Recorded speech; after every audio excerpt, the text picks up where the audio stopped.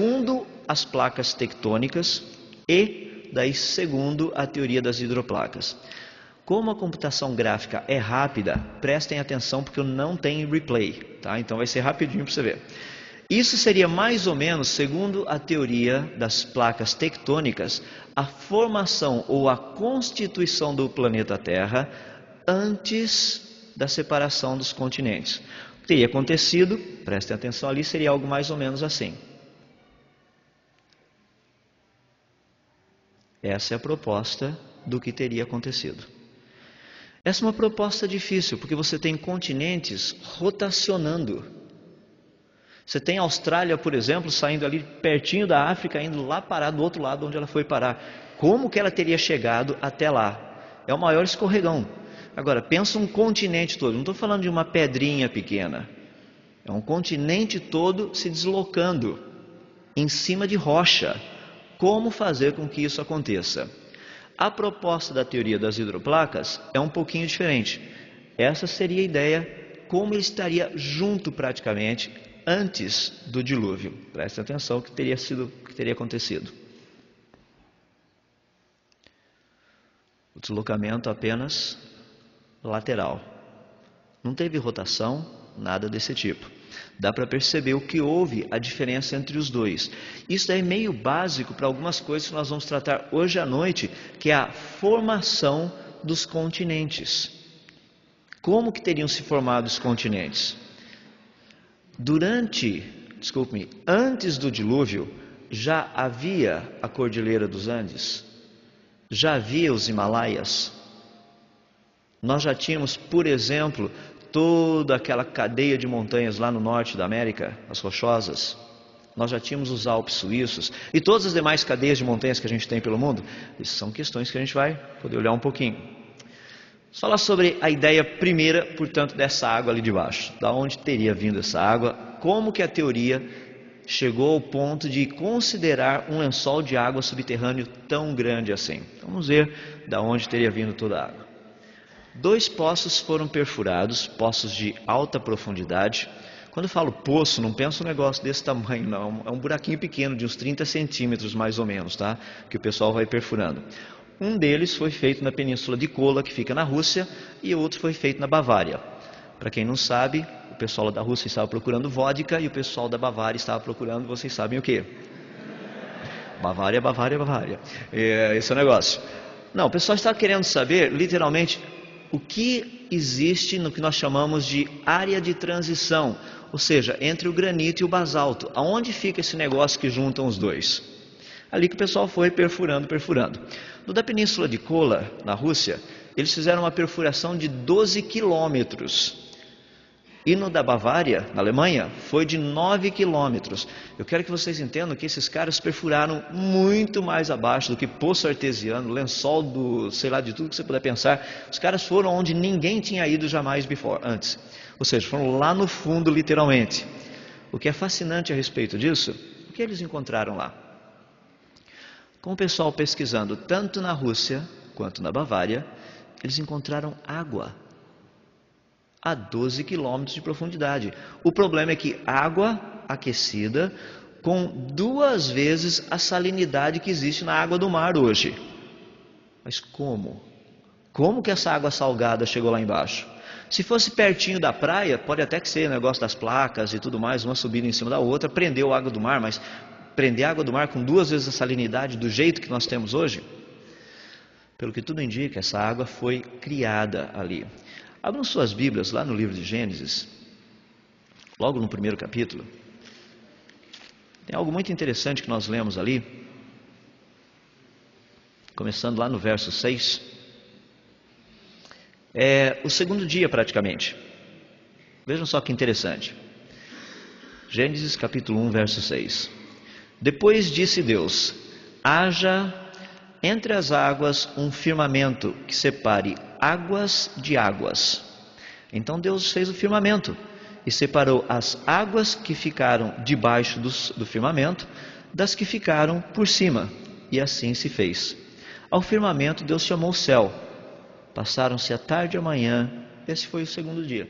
Lembra que esse foi o dia que eu disse que Deus não falou nada que era bom. Simplesmente ele separou águas de águas. E aqui no meio ele colocou o firmamento, que se você estudar um pouquinho mais depois, Deus está falando que as aves eram para voar no firmamento. Ou seja, isso aí é a ideia de Deus fazer aparecer a atmosfera. Então você tinha as águas de cima e as águas de baixo, só. O que é interessante nisso é que essas águas, e no hebraico a ideia está literal, é plural, você tem águas lá em cima e tem águas aqui embaixo. Você fala águas aqui embaixo, obviamente ele estava se tratando do quê? Dos rios, dos lagos, dos oceanos.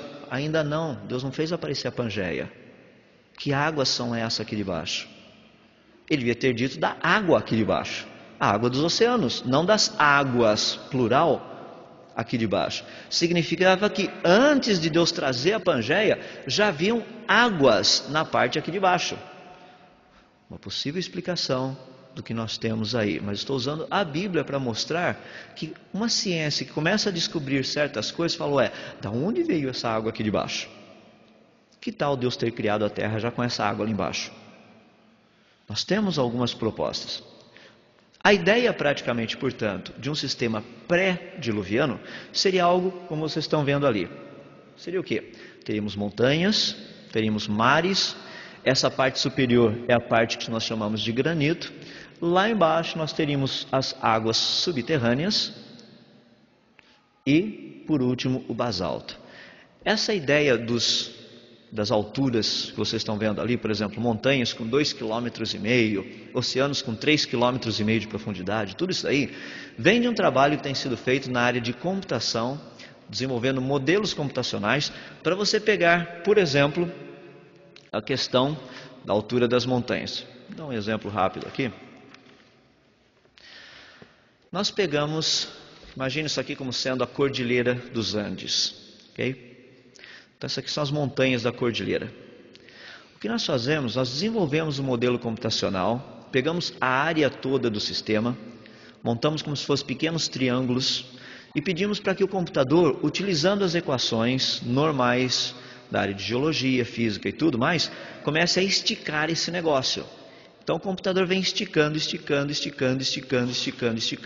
até chegar a um ponto que ele fala, não dá para esticar mais, se eu esticar agora quebra o negócio. Ou seja, você pega e monta e estica. Coloca outras variáveis, pede para ele esticar de novo. Faz isso com os Alpes suíços, faz isso com os Himalaias, faz isso com as rochosas americanas. Procure fazendo isso com todas as cadeias de montanhas que tem no planeta e pede para ele ir esticando. É interessante que todas elas, quando ele começa a fazer esse sistema, praticamente o sistema ele estabiliza a cerca de mais ou menos 2,5 km acima do nível do mar. Quase todos os lugares. Se você passar um pouco mais do que isso, o sistema detona, quebra. Daí a ideia de onde vem montanhas pré-diluvianas, no máximo com 2,5 km de altura. O fundo dos oceanos, no máximo com 3,5 km de profundidade. Você fala, mas isso é um pouquinho diferente do que tem hoje. É claro, o dilúvio foi uma catástrofe. Ou seja, você monta um modelo computacional para mostrar o que possivelmente estava acontecendo.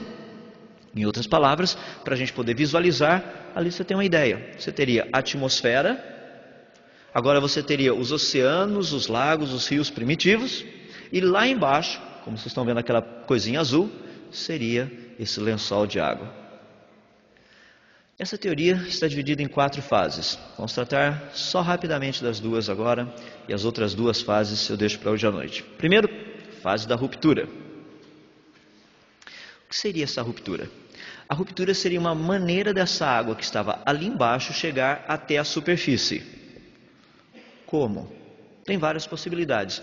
Uma poderia ter sido o impacto de um asteroide. Poderia ter sido o aumento da pressão nessa camada de água lá embaixo, produzindo um aumento de pressão. Você tem rachadura da rocha, a água chegaria até a superfície. Independente, qualquer uma das duas, são apenas especulações. O que nós teríamos é o seguinte: para essa água de baixo subir e chegar até a superfície, ela teria praticamente 11 quilômetros para percorrer, para chegar até em cima. Agora imagina essa água subindo no meio de uma rachadura, chegando até lá em cima. Deu para perceber um pouquinho de água no meio da terrinha aqui? O zoe que faz, a lama que fica o negócio. Imagina 11 quilômetros de enxurrada. Como que esse negócio não chegaria na superfície? Um lamaçal todo. O que é interessante a respeito disso, que são duas coisas que eu quero que vocês percebam, é o seguinte. Por um lado, você tem essa água chegando à superfície. Muita lama. E muita água caindo ao mesmo tempo. O que acontece? Ou como se formam os fósseis em rochas sedimentares? Eles são presos na lama rapidamente. Por que as grandes áreas onde nós encontramos fósseis, elas estão perto de um determinado local no planeta? Que é muito interessante, a gente vai dar uma olhadinha nisso hoje à noite. Porque bem naquela região, que parece que é onde passou essa rachadura. Você pergunta, mas que rachadura é essa?